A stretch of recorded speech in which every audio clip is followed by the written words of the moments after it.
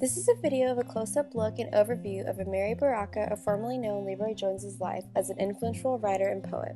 His iconic work within the Civil Rights era is known to be a crucial puzzle piece in the Black arts movement of the 1960s. Baraka, who was originally named Everett Leroy Jones, was born in Newark, New Jersey on October 7, 1934. He attended Rutgers University and Howard University, but later left without graduating to join the Air Force in 1954, where he spent 3 years of his life.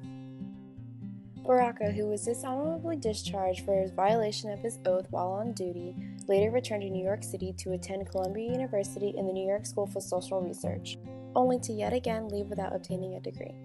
Amiri was an American writer of poetry, drama, fiction, essays, and musical criticism. He was well known for his strident social criticism, often writing in a shocking way that made it difficult for some audiences and critics to respond with objectivity to his work. Throughout most of his career, his method in his work was confrontational, with the purpose to shock and awaken audiences to political concerns of Black Americans. Within the African American community, some compare him to James Baldwin and call Baraka one of the most respected and most widely published Black writers of his generation. Others have said that his work is an expression of violence, misogyny, homophobia, and racism.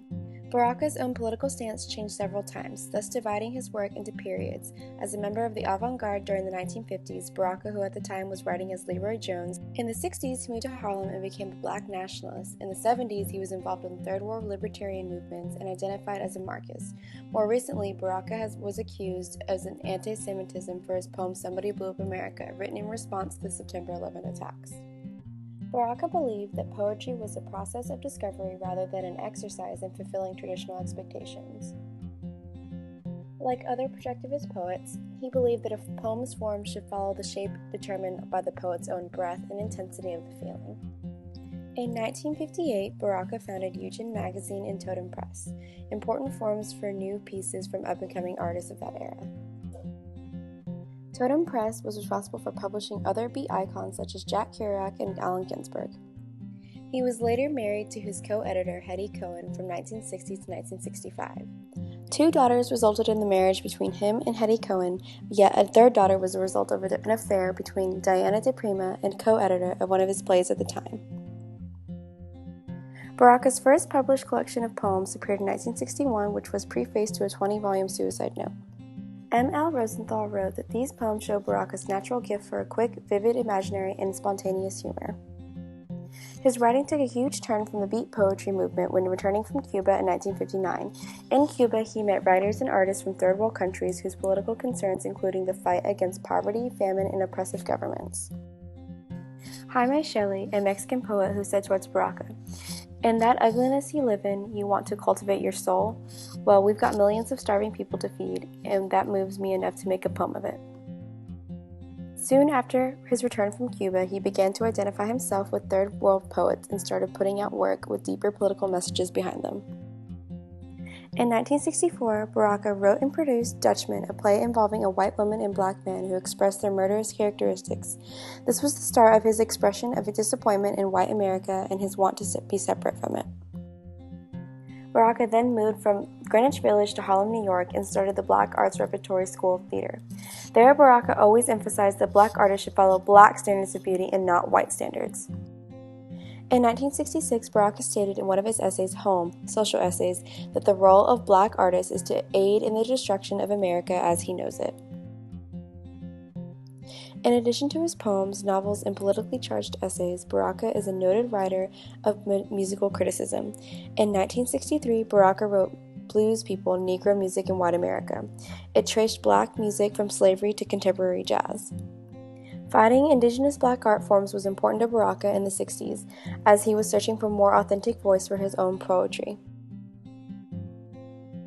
Once finally moved back to Newark, New Jersey, in 1966, the formerly known Leroy Jones officially changed his name to Amiri Baraka, which is the Muslim meaning for Prince Blessing. He later then married his second wife Amina in 1967. That same year, Baraka published his poetry collection Black Magic, which chronicles his separation from white culture and values while displaying his mastery of poetic technique.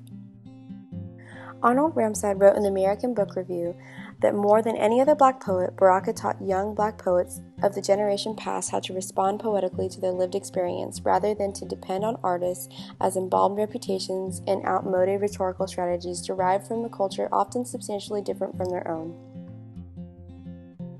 Some of his most recent work was the poem Someone Blew Up America, written in 2004, which discussed the 9/11 attacks on the United States. This piece of work was controversial and was met with harsh criticism. The poem is highly critical of racism in America and includes angry depositions of public figures such as Trent Lott, Clarence Thomas, and Condoleezza Rice.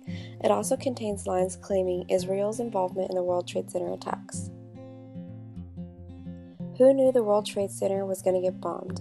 Who told 4,000 Israeli workers at the Twin Towers to stay home that day? Why did Sharon stay away? Who knew why 5 Israelis were filming the explosion and crackling their sides at the notion? This excerpt from Someone Who Blew Up America is a perfect example of Baraka's controversial style of writing. Throughout the 20th century, Amiri Baraka was known as a cultural and political leader.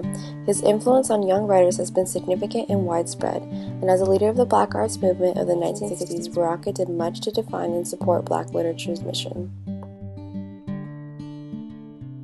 Amiri Baraka lived a long, prosperous, and influential life. He recently passed away January 9, 2014.